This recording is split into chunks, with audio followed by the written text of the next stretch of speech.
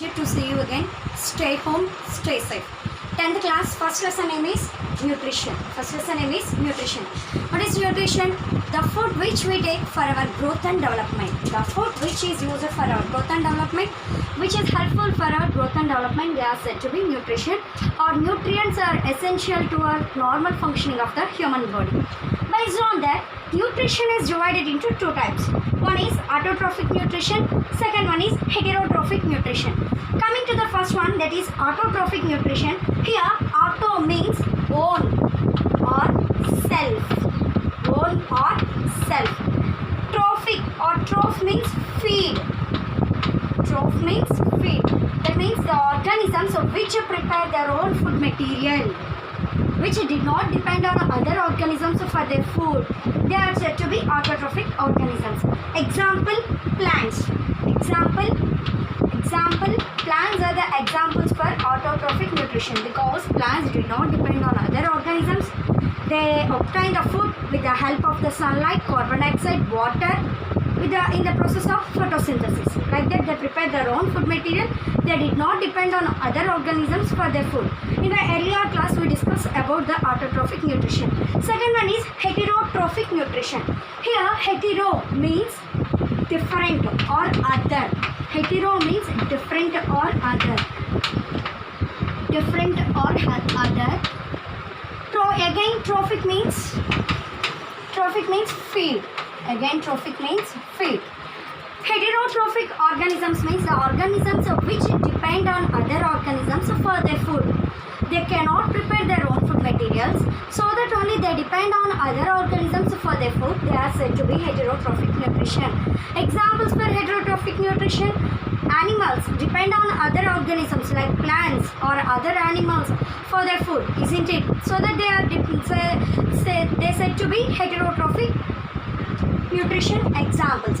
Humans, they did not prepare their own food material, so that they depend on other organisms for their food. That is, they are said to be heterotrophic nutrition. That means heterotrophic nutrition, the organisms of which did not prepare their own food material, so that they depend on other organisms for their food. Next one, the mode of nutrition is different organism to organisms. That means the obtaining of food is different from organism to organism. Unicellular organisms mode of nutrition is different and compared with multicellular organisms, isn't it? Based on that, here we are going to discussing about nutrition in amoeba, nutrition in paramecium, and nutrition in parasitic plants called cuscuta. Before going to that, you should learn the four definitions. First one is parasite, host, saprophytes, digestion. What is parasite? Parasite, the organism which lives on other organisms for their food. That means the entire life, the parasite's entire life depends on other organism that lives on other organism. Entirely their life was led by the another organism. They cannot go and obtain food. They cannot move. They depend on they entirely stick upon the other organisms like the host. It depends on the host for their entire life. They are said to be parasites. They live on the entire life for the nutrition and their development. They depend on other organisms. They are said to be parasites. Example, head lices, leeches are the examples for parasites. Parasites means the organism which lives on other organism for their nutrition. Next, coming to the host. Host is the organism which give place to the parasite. That means the host plant which itself give the another organism to live on them. They are said to be host. For example, plants, humans are the hosts for the parasites. Parasites live, the parasite organism live on the host. Next one is saprophytes. Saprophytes are the organisms which feed or which live on the dead and decaying matter. Saprophytes lives or feeds on the dead and decaying matter. They are said to be saprophytes. Digestion means complex food materials turns into simple ones. With the help of the digestion is a process made complex food materials into simpler ones. Based on these four definitions,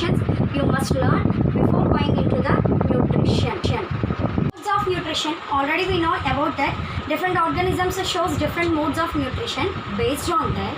Here, amoeba, paramecium and cuscuta. How the modes of nutrition are taking place in amoeba, paramecium and cuscuta. Now coming to the first, amoeba, how the nutrition is going on or taking process in the amoeba means, look at this picture. This is amoeba.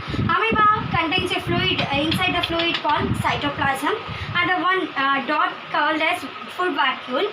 When the food enters into amoeba, when the food particles comes nearer to the amoeba, then the amoeba produces two pseudopodia around the food particles and surrounds it. The food particles enters into the food vacuole.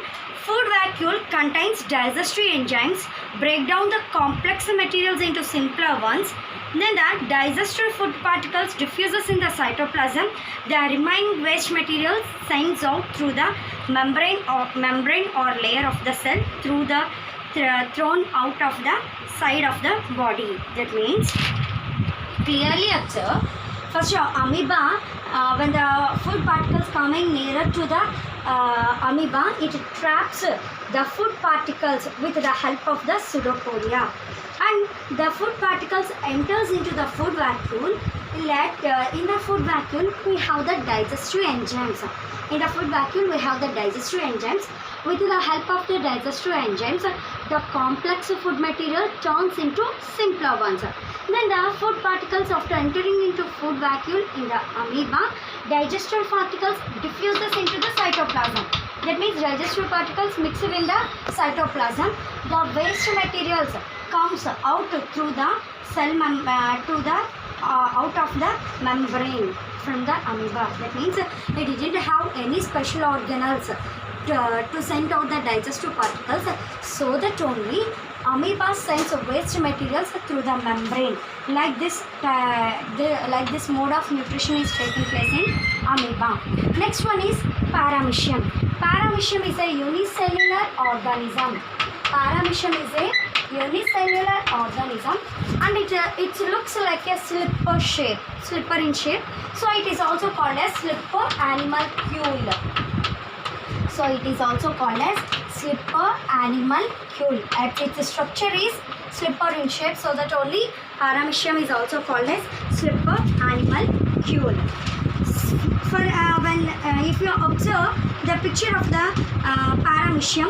If you observe the picture of the paramecium, paramecium also having food vacuole, oral groove and the anal pore. Here what happens means, when with the help of the cilia,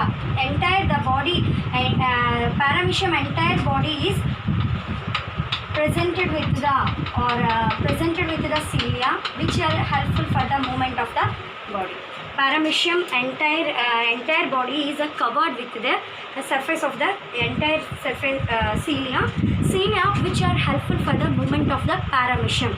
Like how pseudopodia are helpful for the movement of amoeba, here cilia are helpful for the movement of paramecium.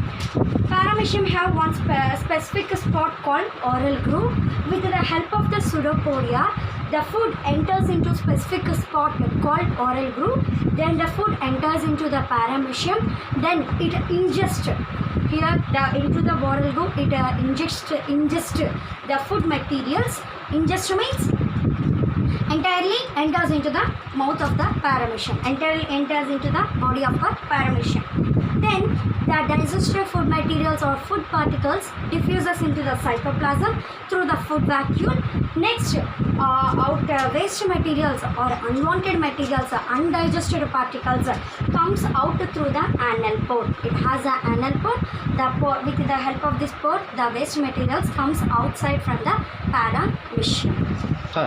Next mode of nutrition is parasitic nutrition, cuscuta. We are going to learning about the parasitic nutrition. Already we know that parasites which depends or which lives on other organisms. Entire life they live on other organisms. They depend on other organisms. They will not go and obtain the food. They will not travel to any place. Just like such a lazy fellows, they will behave like that. They are called as parasitic nutrition in cuscuta. Cuscuta, it is one here Dodder is a parasitic plant belongs to the genus Cuscuta. Nearly 170 species are present in this genus.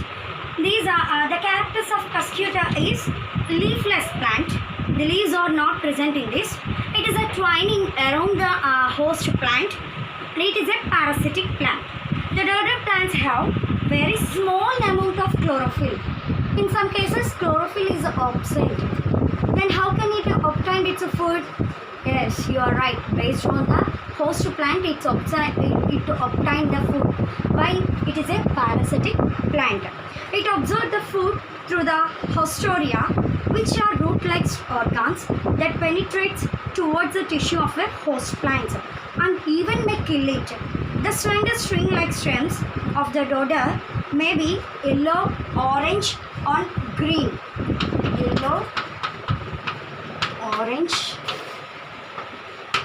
green, and brown in color. Brown in color. As the leaves reduce to tiny scales.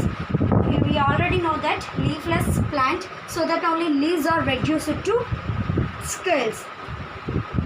From the host plant, through xylem and phloem, it obtains food.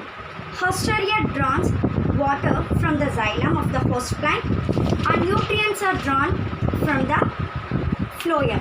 This is about the parasitic nutrition in Cuscuta. Later we will discuss about the remaining.